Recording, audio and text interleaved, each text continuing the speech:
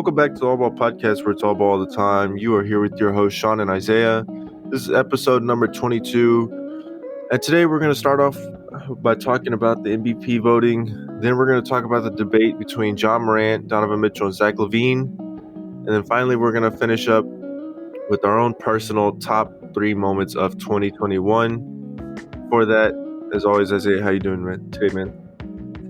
Before we get into our topics, I just want to say that I'm disappointed in the Dallas Mavericks, just because Isaiah Thomas clearly did not do well with the Lakers, and yet they still decided to pick him up for their team.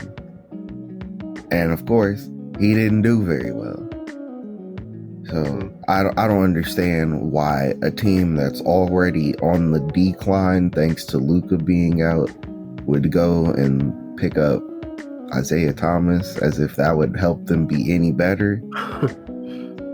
But yeah, that's all I have to say on that. Just really disappointed in them. But other than that, I'm feeling good because updated MVP rankings have come out today. And the updated list is Giannis at 1, KD at 2, Steph at 3, Jokic 4, and Rudy Gobert at 5. Okay. Can you run it by one more time? Giannis is first, KD is second, Steph is third, Jokic is fourth, and Rudy Gobert is fifth. Okay, I'm cool with Giannis being number 1. I wonder why Steph fell. Oh, I can tell you that. Steph fell because he's been playing horribly recently. The Warriors are still winning, but Steph has been terrible. As in, like, efficiency or? Yeah. Like, he'll still score 30 points or whatever, but it'll take him, like, 30% shooting to get it. Oh, no.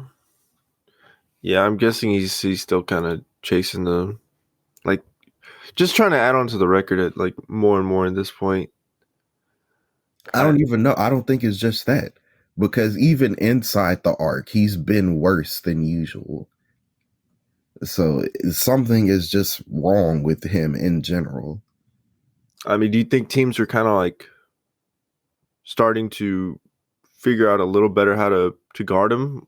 I mean, I know he's Steph Curry, but absolutely not. No, I promise you, this problem is something wrong with Steph himself. Like a rhythm thing? Yeah, like he's missing a lot of his open looks sometimes. Mm-hmm. He's missing his layups that he normally hit. It's a lot of normal Steph stuff where last year, even earlier this year, you would think, oh yeah, he's making that. And then it just doesn't go in. So yeah, something's wrong. He's in some kind of slump right now. Hopefully he gets out of it, but yeah, it's nothing to do with how teams are guarding him. It's definitely a Steph problem because it's persisted for too many games. I mean, I feel like I'm looking at his, like, last 10 games, and I feel like it's not even that bad. He's shooting 43%, averaging 27, and then 39 or 40% from deep. I mean, I feel like it seems bad because it's Curry, and, you know, we're grading this as whether or not it's a MVP caliber, you know, stretch, I guess you could say, or season. But, you know, you get this from almost any other player. I mean, you're definitely taking this. I mean, he didn't play versus the Raptors, though. Might have. Here's the thing about how the averages work. If he has a really hot game, it'll bring those, or hot games, it'll bring those horrible games up. Like, for instance, they played the Nuggets. He shot 37.5% from the field. Yeah, it's terrible.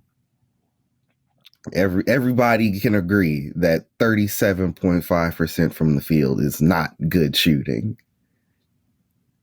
And then he against the Suns, the game before that, he shot 37% from the field. Like that's also not good. Yeah. I mean, I know how the stats work, but like, I don't know,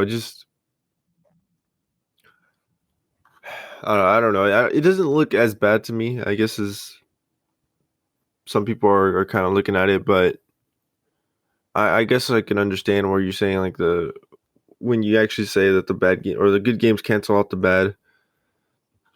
Um, so how do you feel about the other people that are in the race? Like, how do you feel about the other players' positioning in the voting?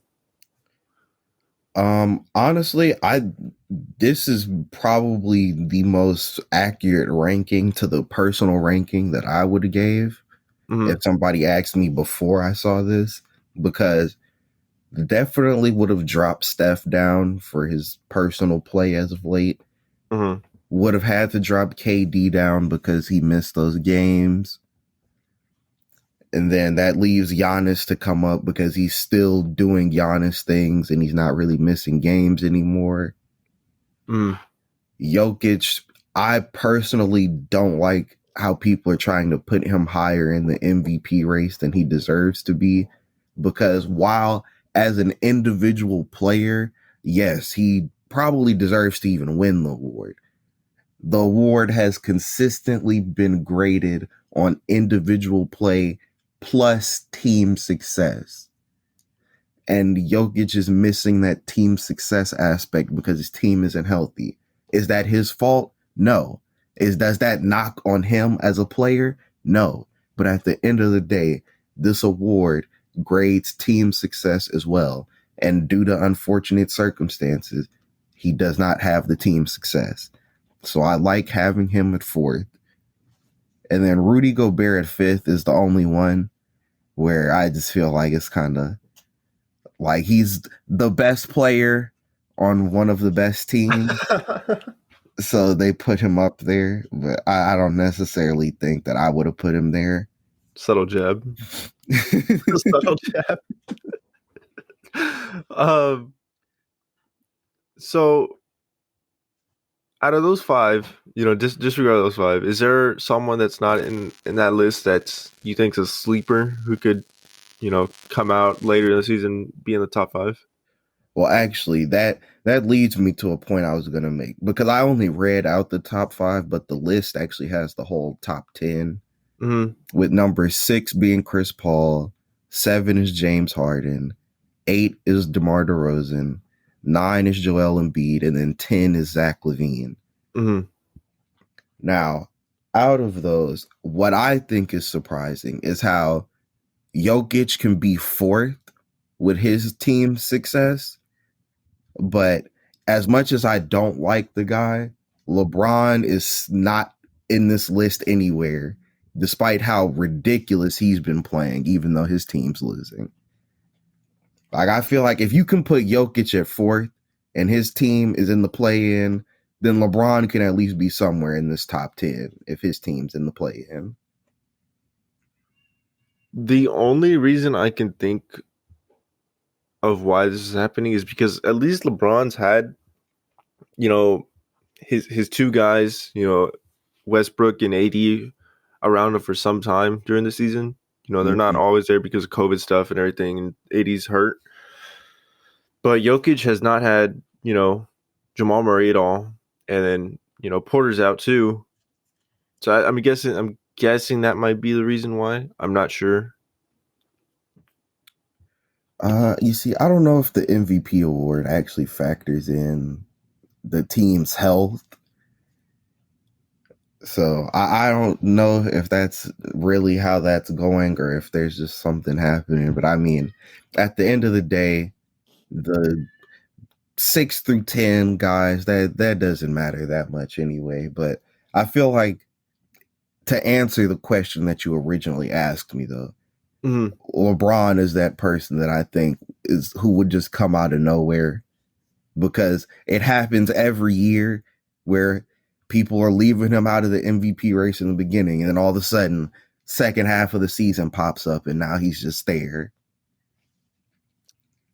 I think for me, I think it's gonna be DeMar. Okay. I think he cracks the top five, but I don't think he gets any higher than 3, just because I still see them pushing the Jokic, stuff, Mm-hmm. the propaganda, I guess you could say. Um, Kevin Durant and Giannis, I'm sure, are going to stay 1 and 2. So that's what I'm saying. I don't think he passes 3, Mm-hmm. but I could still see him cracking the top 5. You see, I think the thing that stops him from cracking the top 5 is that Zach LaVine is so close to him on this MVP ladder. Mm. Because it's like you have two guys who are very close in this MVP ranking. So what does that really mean for the two of them individually? Clearly, it's something about the both of them together. That's true. What do you think about Embiid being on the list at 9? Embiid, he's had some really down games, but at the same time, he's had some really great games as of late too. Mm-hmm. So I think I like the idea of him at least being mentioned here, even though the Sixers aren't doing that great. But I mean, they're doing better than the Lakers and let me see, okay, and the Nuggets too. So yeah. Um, do you think? Well, I mean, I know. I think we both know they'll get better with Ben Simmons playing. Will he play there? Not sure. But if they do agree to a trade, um, and they bring someone in that can help Embiid, what do you see them jumping up to? Like, where in the standings can you see them going up? I would say I probably see them going up to fourth, maybe. Mm-hmm. I feel like even with the way the team is as of right now, they should be above Cleveland, especially now that Cleveland has lost Ricky Rubio to a torn ACL. Mm-hmm. So I feel like they're about to jump them anyway. And then Miami is a team that I feel like isn't too far out of reach for them. Okay. But yeah, I think the Bucks is that last borderline where I kind of pump the brakes on them. Okay. Yeah, because I don't know. I feel like Giannis is at this point during the season, he's literally mid-season form at the moment. So Exactly. yeah, it's gonna be hard to beat him night in, night out. Um, I guess there's one more thing about the standings. Looking at this right now, obviously this probably won't be what it is come around playoff time. But is there any certain matchup that you'd really be excited for? Let me see. Okay. If I just look at how things are as of now, assuming that the 7th and 8th seeds are the team that take the 7th and 8th seeds, Right. then I'd say I'm excited for the 2-7 matchup in the East, which would be the Bulls and the Hornets. Is that because of all offense, no defense? Not even just that. Also, it would be fun to see the Ball brothers face each other for a whole playoff series. Mm-hmm. That would be interesting, especially because in that matchup specifically, it would be the ultimate point guard battle of offense versus defense because Lonzo is a respectable offensive player and then an elite defender. Mm-hmm. And then LaMelo is a great offensive player and a respectable defender. So they're like the opposite of each other. So it would be interesting to see how that matchup plays out throughout the course of, a full 7-game series. Well, not Yeah. saying it would go to 7 games, but you know what I mean there. Yeah, I get you. Yeah. Rather than, the typical 1 game here and there matchups that they do throughout the season. For me, I think it would have to be um man, who I know the Clippers aren't at full strength, but Mm-hmm. seeing a Utah and Clippers rematch from last year, I think would be kind of exciting. Okay. And the 2-7 in the West with Phoenix and the Ah, Lakers, that I think that'd be pretty exciting too. Okay, yeah, I can see that. That's another rematch from last year too. Mm-hmm. Yeah, those I think those would be my two picks. You could toss those up and pick whichever, and I think I'd still be happy. Hmm. Okay, so do you want to go ahead and move on since we're talking about kind of Zach LaVine? You want to move on to Yeah, the we next talked topic? about Zach LaVine, and then you mentioned the Jazz there, so Yeah. this is a perfect segue here. So recently, I saw a poll which had Ja Morant versus Donovan Mitchell. Mm, Now, we all know my stance here. I picked Ja Morant. And most people on the poll picked Ja Morant. But like most polls, the people who just vote are the people who think they're right and then leave. So I go to the comments when I see polls to see what the discourse is about, the standings on the poll. And of course, just like with the Jason Tatum Donovan Mitchell debate, every comment was, oh, Donovan Mitchell's underrated. It's Donovan Mitchell this, Donovan Mitchell that. And I think that comment section really put into perspective the reason why I don't like Donovan Mitchell so much. And it's because he gets this same treatment from his fans that LeBron fans give LeBron, where when the team wins, when the team's doing great, it's Donovan Mitchell. Donovan Mitchell did this. But then when the team sucks, it's somebody else's fault. And he never does anything wrong. mm-hmm. Yeah. So that made me realize that. And so it really made me put into perspective how I view Donovan Mitchell. And it also made me realize that people are really delusional when it comes to Donovan Mitchell, because they thought the people who were picking him thought it was just an absolute wash and that it was ridiculous to even say Ja Morant was in a debate with him. Did the poll give any context of whether this is like right now or for the future? And it was about right now. So for me, Donovan Mitchell isn't in the conversation at all for either or, like right now or in the future. Mm-hmm. It'd be between Zach LaVine and John Morant. Well, no, And Zach LaVine wasn't on the poll. Zach LaVine, oh, I'm sorry. yeah, Well, that's I'm just somebody I just wanted to bring in to yeah, this. yeah. Okay, well, let's just say he is on the poll, Mm-hmm. and since we're adding him to the conversation, if it's for it, man, this also has to do a lot with like I know I'm kind of taking it too far, but a lot with like Mm-hmm. team composition. So, but if I'm going for the future, I'm obviously taking John Morant. Okay. I I think Zach has almost hit like his ceiling. Mm-hmm. Um, but yeah, I think I have to take John Morant either way. Okay. Um, no, So I can't. I'm trying to think of a reason why I take Zach LaVine other than just shooting, and I can't figure out another reason why. okay, you see, it's funny that you say that because I would take Zach LaVine if I were to add him into this poll. I would take him for now, Hmm. and then I'd take Ja Morant for down the line because I think while Zach LaVine has hit his ceiling is very good as of right now.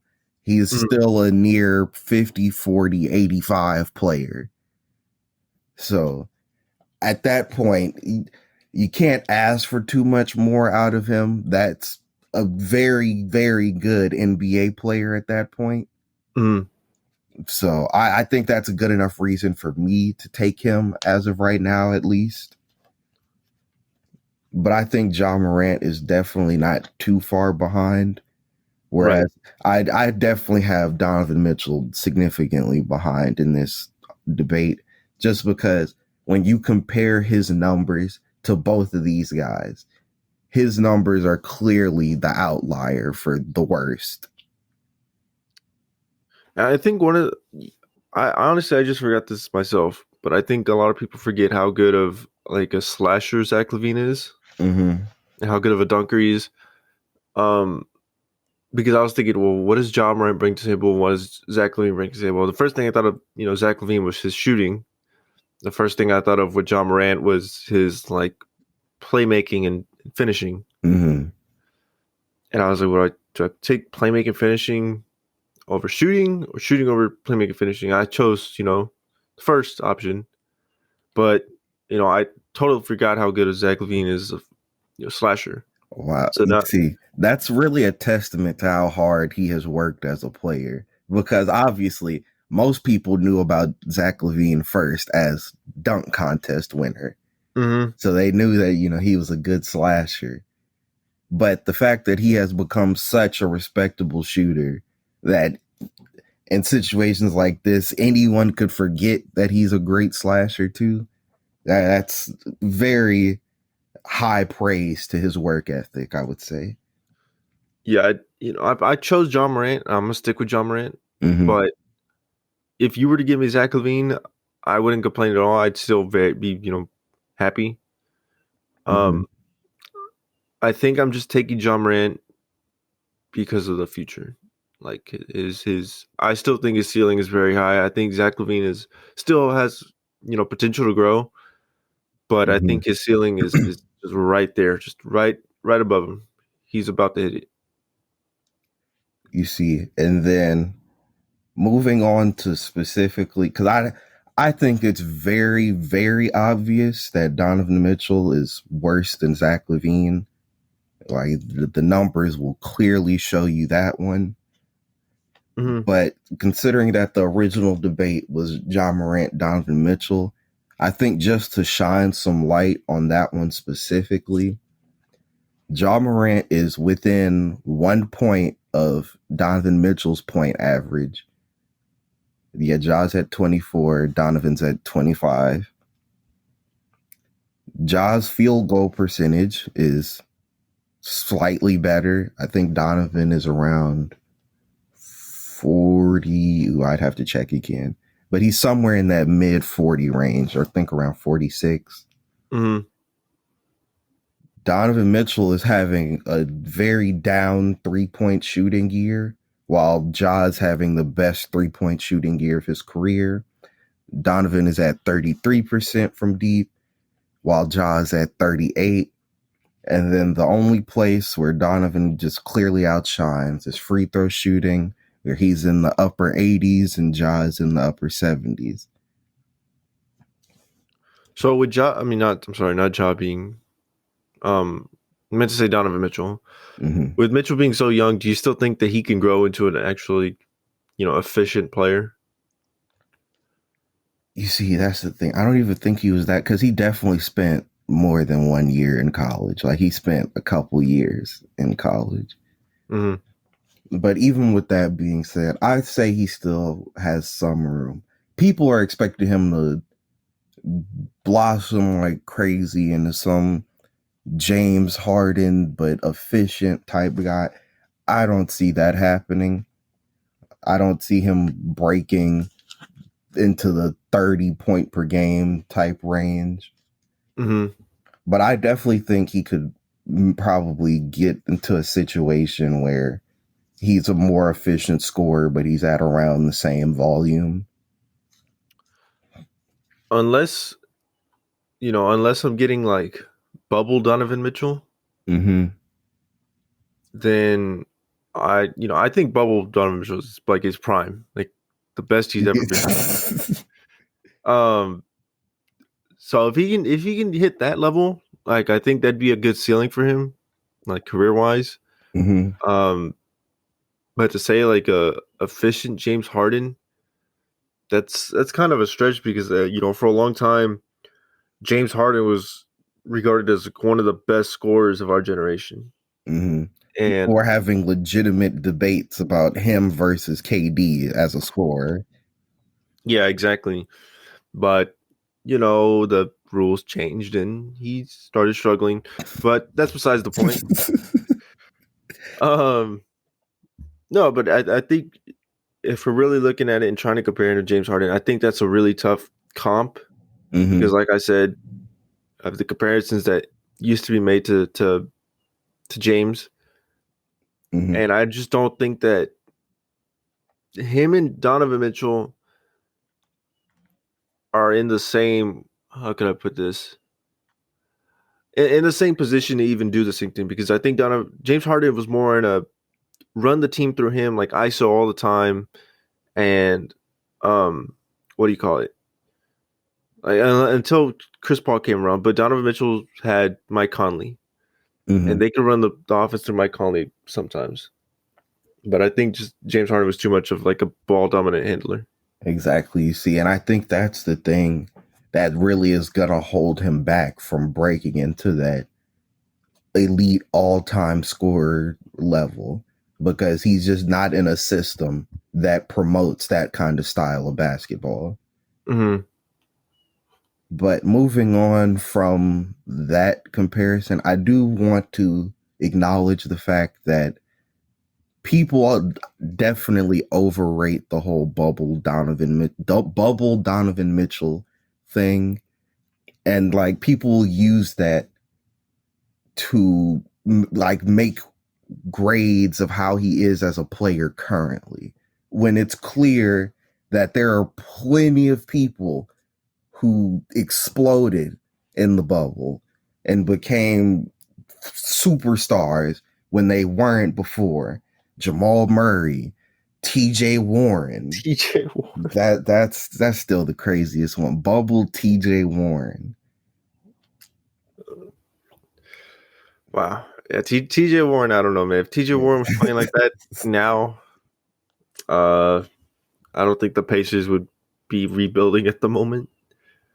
Yeah, man. Or at least trying to. If TJ Warren was playing like that, they'd be contenders. They'd probably be the 4 seed right now. Man, yeah, I'm looking at Donovan Mitchell's stats right now, and this 3-point shooting is it's looking rough. The worst of his career so far. No, I'm just looking at like his last 10 games. Okay. 1 for 7, 4 for 11, 2 for 10, 4 for 12, 3 11, 2 for 7, 4 for 9, 5 for 10. Hey. Yeah, that's really rough. Yeah, that's a horrible stretch.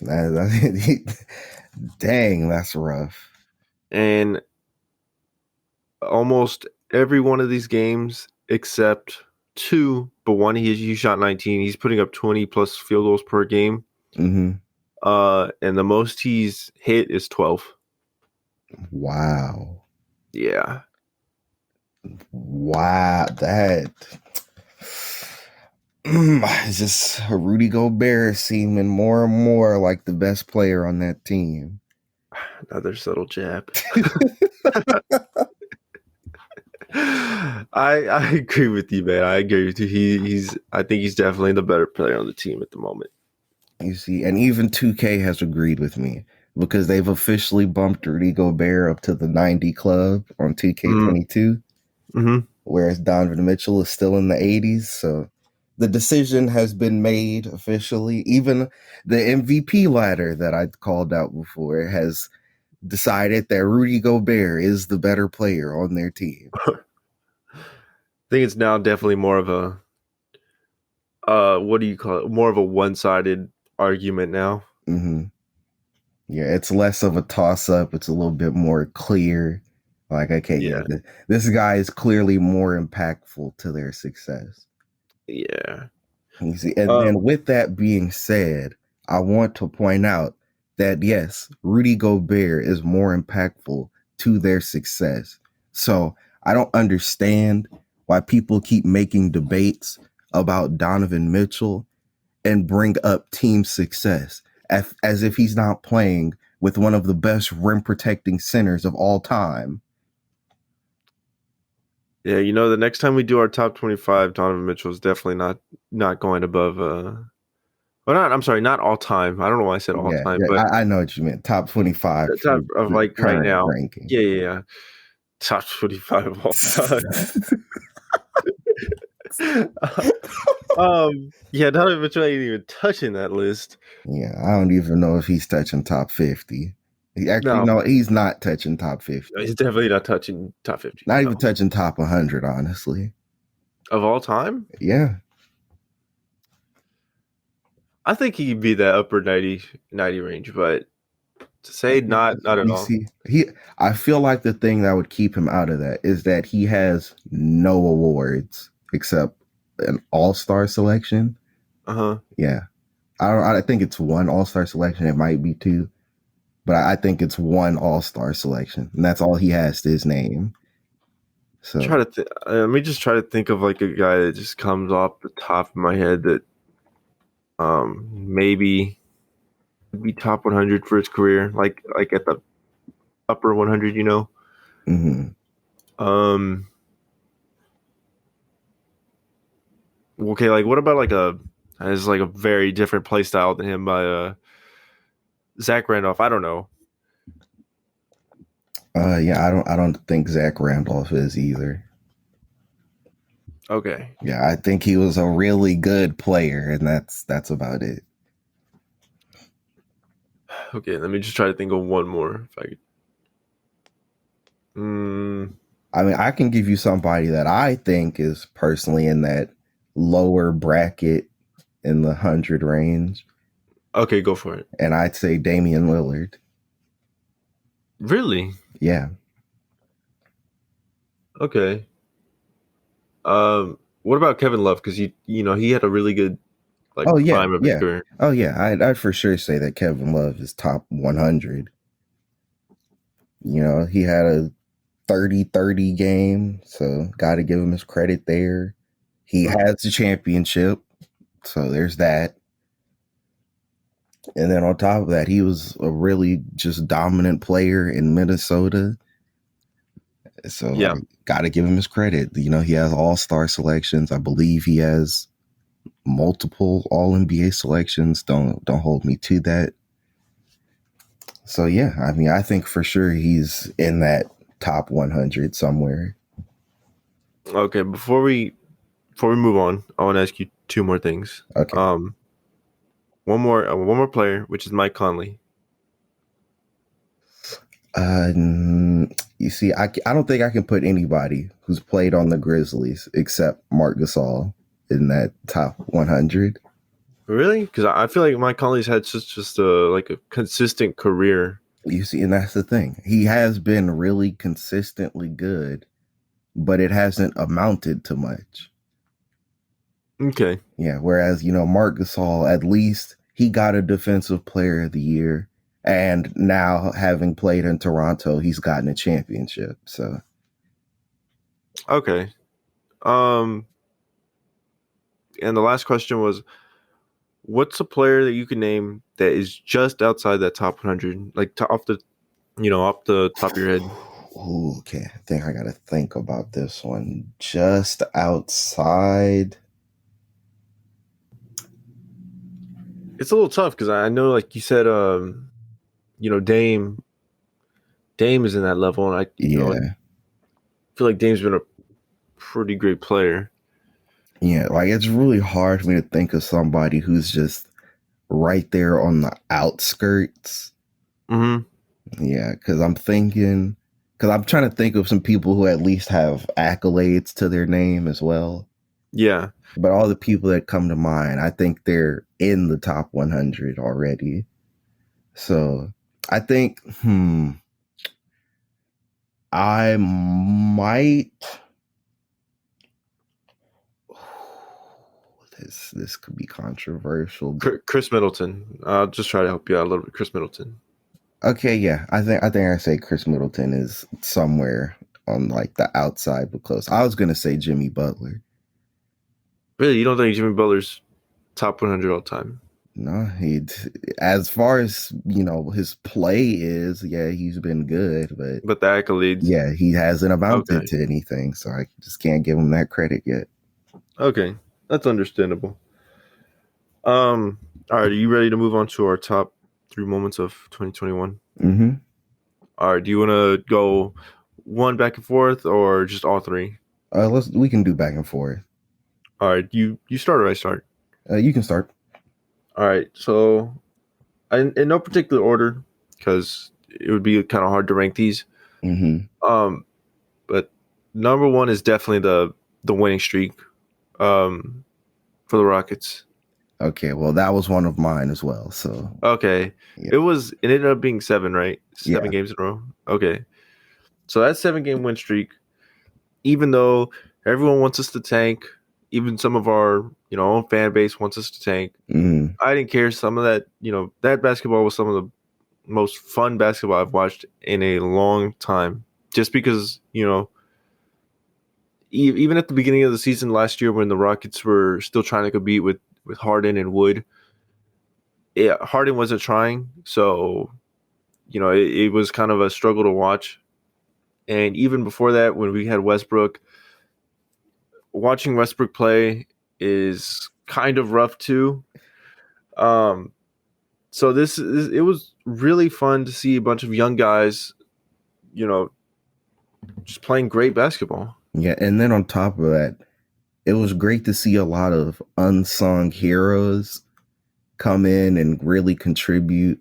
Obviously, the most notable person being Garrison Matthews, the legend Mm-hmm. himself. Yeah. Shingun stepping up and contributing more. That was a fun one. Josh Christopher definitely did something for a couple of games in there. So that was fun. And yeah, just all kinds of stuff. Even Jay Sean Tate had his games where he went off. Mm-hmm. So I think as a Rockets fan, you can't not have that in your top moments for the year because that was the best Rockets basketball we have seen this entire year. Yeah, definitely was. Not gonna say because it was Jalen Green was out, but we could all make our points there. Okay, so you want to go ahead and give yours? Okay, yeah, I'll go ahead and get started on my next one, which, as a Giannis fan, have to say, winning the championship, that was a great moment. He silenced a lot of haters and doubters, uh, including some people in the league who didn't like him. So to Mm-hmm. see him really just take over and dominate a series and lead his team to victory, especially with game 6 being a home win. So getting that in front of his crowd of people, yeah, it was great. This was actually going to be on my top 3 also, but not exactly just Giannis winning, Mm-hmm. but the the finals that we got, Mm-hmm. because it actually felt like a finals that I wanted to watch rather than, oh, it's the NBA finals, I guess I might as well watch it. Mm-hmm. Um, because other than the Raptors Warriors finals Mm-hmm. was the other only finals that I've really been excited for in a couple years, Yep, because it same felt here. like Warriors, Warriors, Warriors, Warriors, Warriors. Uh, Well, more went on. specifically, Warriors, Cavs, Warriors, Cavs, Warriors, Yeah, Cavs. Yeah, like that. yeah. That got really boring really fast. After the second, you know, after the second time, it was nah, because Katie joined, and then you knew exactly what was about to happen. Mm-hmm. Uh, the Lakers Heat finals, it was cool, but it definitely didn't feel the same. Yeah, I couldn't really personally invest into it. One, because that whole playoffs just felt wrong Mm-hmm. because there were a lot of just awkward situations, players playing well above how they played before the season took a hiatus. A lot of players who were playing a lot worse than they were before the season took a hiatus. Mm-hmm. You also had a lot of players who just either for personal reasons or because actual health could not even come to the bubble to play. And then on top of that, you had guys who just clearly did not even look like they were in proper game shape for that playoffs. Mm-hmm. So that whole playoffs just felt off to me. And then you get to the actual finals and game 1, now the Heat are struggling with injuries after crazy luck through the first 3 series they had to play. And then, they get to the finals, and now they're struggling with injuries. So now it's just practically a guaranteed wash, even though Jimmy Butler did what he could to will his team. Yeah, definitely. The bubble was interesting to see how it would play out with, no fans for the first couple of weeks.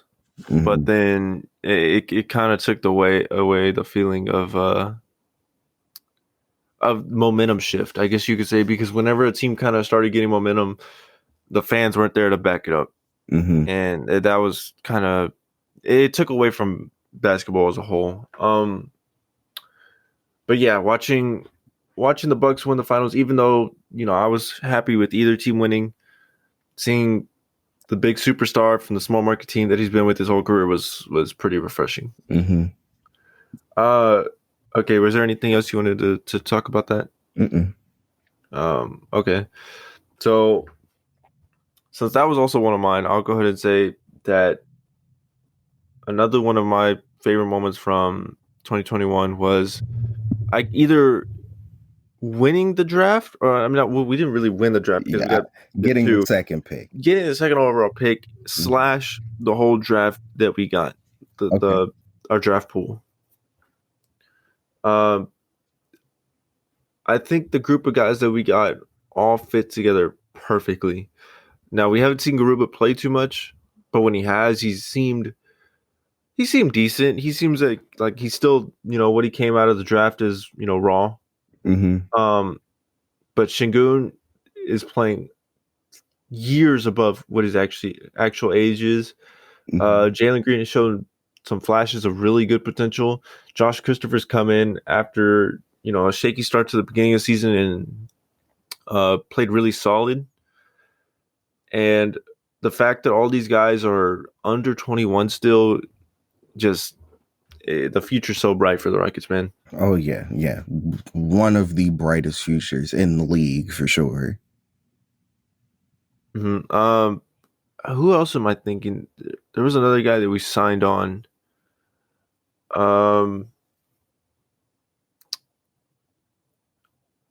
He was undrafted. He just played Dacian. Oh, Dacian Nix. Yeah, even he's only played like a couple games, but maybe like 2 games. But he's shown that he can, he could contribute a little bit. Mm-hmm. So even his potential, I'm sure, in the G League is going to be exciting to watch too. But that's definitely the draft, and the draft lottery was definitely a top moment for me, because that was the first time that I've actually, been invested for the draft lottery for my own team. Oh yeah. That was the first time since first of all, I think it's only the second time since we've been alive that we've been in the lottery for one. Yeah, because when I first started watching basketball was what do you call it? When I started like talking to you in middle school. And that was like 2000 12 or so? 12, 13. Yeah, so we've been competitive since then because of Harden. Mm-hmm. So we never had an opportunity to get high draft picks. The only time we were ever in the draft for ourselves were those mid to low first rounders and our second rounders. The Sam Deckers and the Joe Chi. What was the one dude that we drafted that shot underhanded free throws? Oh, you know what? I don't remember how to say his name because it wasn't something American, but I know what you're talking about. Yeah, I gotta look this guy up.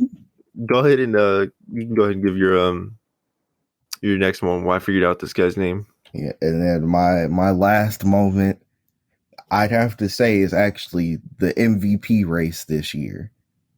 Mm-hmm. Because this is one of the more exciting MVP races, just because, especially more so before this current ladder came out, around the previous ladder, it was such a tight race. You had KD, who barely had any down games the whole season. Steph was still being his normal self. Giannis was doing Giannis things that got him a championship last season.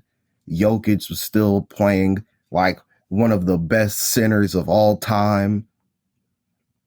And then you still had, the fringe guys who were doing their thing, Chris Paul, Harden a little bit, Embiid. No, DeMar DeRozan was definitely still in the debate a little bit. So yeah, just this whole MVP race has been really exciting. Yeah, I think it's been exciting for me just because seeing Steph break the record and how much that helps his MVP, seeing how like that factors in has been pretty exciting. And seeing what these guys can do when their team kind of falls up. I wouldn't say fall apart because I feel like that's kind of discrediting, or not discrediting, but it's not the right word. When their teammates are out because of injuries and because of COVID, especially, how they're able to keep their team afloat, like, Giannis, or, I mean, I know he's kind of in the race because of his name, but Jokic, he's still even been able to keep his team afloat. When as a matter of fact, I actually just checked the standings recently and realized actually he has pulled his team out of the lottery. I mean, out of the play-in. Yeah, so I mean, with Jamal Murray or Porter Jr. not being there, he's still been able to hold it down. I guess that's why it makes it exciting for me. Yeah. So okay, so the guy's name was, I'm gonna butcher this name so bad. Chianu Onaku. Oh yeah, Onaku, yeah. Yeah, there we go. Yeah, that man was pretty bad. He literally the only remarkable thing about him was that he shot underhanded free throws. It's like what do you call it? Oh man, Shingun talking to the ball during his free throw. Exactly, free throw but process. Shingun is actually good outside of the free throw line. So, man, looking at some of these names is just crazy. I can't, like, Troy Williams. Do you remember that guy? Barely. I remember the name, but I don't even remember his face, let alone anything he contributed to the team. Isaiah Taylor. Nope, don't even remember. Kyle Wilcher. Nope. Yeah, these guys were definitely back of the line type guys. Yeah, definitely keeping the bench nice and warm. Well, since we both kind of had some of our own, I'll give a third one. Oh wait, did you go already? Yeah, I just. Yeah. Okay, I'm sorry. Okay, so Kevin Porter Jr.'s 60-point game. Oh, wait. Was it 60? I thought it was 50. Was it 50 or 60? It was 50. It was 50? Yeah. Because he had, I think it was a 50-10, and that's why. If it was a 60-10, that would have been crazy. Oh, okay, yeah, it was 50-point game. Yeah. Yes, 50-point game. Yeah, that game was really exciting to watch. We still lost that game, didn't we? No, I think we won. You sure? Let me see. Oh no, we did. We won by 7. Yeah, because I was trying to remember. It's like, yeah, because it was the Bucks, and it was crazy that we beat them. Yeah, this game was like the moment I think every Rockets fan believed KPJ could turn into what we all think he can. Oh, it really flashed his potential. That game single-handedly created dozens of James Harden comparisons for him. After that game, all over social media, I saw, is KPJ the next Harden? Oh, here's the next Harden. Oh, yeah. Houston traded Harden just to get a new Harden right back. What do you think KPJ's like player comp for his ceiling is? Well, I mean, I think for his absolute ceiling for what he could potentially reach at his best, I think Harden is a fair comparison. If he's dropping a 50-10 game, then yeah, I think he could probably reach Harden as a 50-10 kind of guy that could drop those relatively often. Yeah. But I think realistically, I'd probably put him around Nets D'Angelo Russell. It's okay. Man, if he turns into James Harden 2.0, that's actually going to be crazy. Oh, like, yeah. What are the chances that we not only get James Harden, but then we get the second coming of James Harden? it's going to be like if KPJ stays his whole career here, what is that going to be? Like 23 years of quote unquote James Harden? Oh, man. In Houston. But yeah, man, is there any other moments in 2021 that you want to talk about? No, I think that touched on everything. Okay, well then that's going to go ahead and be the end of this episode. If you liked the episode, go ahead and like and subscribe. Leave a comment down below. And Isaiah, any last comments? Don't forget, share the podcast with friends, family, coworkers, people you see on the street, people you don't know. Just share it with as many people as you can. Really help us get our name out there. And then don't forget to check out the podcast Instagram at All Ball Podcast YT. And don't be afraid to give suggestions or just any thoughts you have about the podcast there too. All right, guys, we'll catch you on the next episode. Later.